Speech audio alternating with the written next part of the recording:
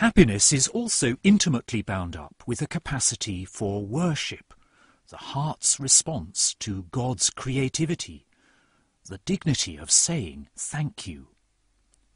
In the Psalms, the hymn book of the Old Testament, the first word of the first psalm is blessed, or happy in some modern translations. This psalm invites us into the worship of God and takes us deeper. First, we are told that to live God's way is to be like trees planted by living water, which yield their fruit in due season. In Psalm 1, that is. We explored this image in session 1, when we thought about the fruits that grow naturally from that poverty of spirit, which means great openness to God. It is in contemplation and worship that we root ourselves in this way. We find delight in the law of the Lord. This reference to law is not about institutional regulation, but a patient fascination with the way things lead us to God and what such things might be. This calls to mind those people who have a serenity about them, emerging from the stillness within themselves, and symptomatic of seeking to know what God is like. They are ordinary people of every kind, who have developed a profound capacity which God gives each of us for worship with others, and for prayer in stillness and simplicity. They are people like Elizabeth, whom I knew as a 90-year-old woman, frail, close to death, and completely blind, and yet could see the glory of heaven and longed for it. This dimension of the Beatitudes turns our attention to the character and quality of the worship in our churches. Does it create an appetite for daily personal delight in the law of the Lord?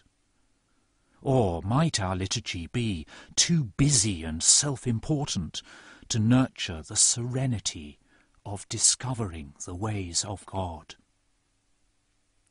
Finally, happiness resides in the sense that we are more than finite creatures. The Beatitudes form an agenda whereby Jesus outlines for us what transition into the vision of God might be like. These eightfold couplets of endeavour and fulfilment begin to mark out what the quality of that vision will be like. They are the rock, the sure foundation upon which Christians' lives are built. It's therefore no accident that they are the Gospel reading on All Saints' Day, celebrating the holy souls who enjoy happiness perfected in resurrection life. The Beatitudes are often the set reading for a funeral, especially if there is to be a Eucharist. Here, in liturgical reenactment, Jesus promises the gift of resurrection and immortality to his brother or sister resting in death, saying, "Yours is the kingdom of heaven." Augustine of Hippo wrote, towards the end of his life, that many despair of being immortal, though no one can be happy without this. By failing to believe that they could be immortal, they fail to live so that they can be.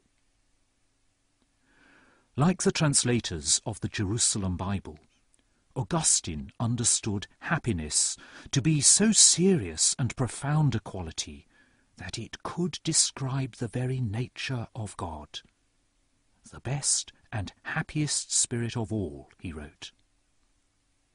May the Beatitudes inspire you to discover in time the dynamics of God's eternal happiness.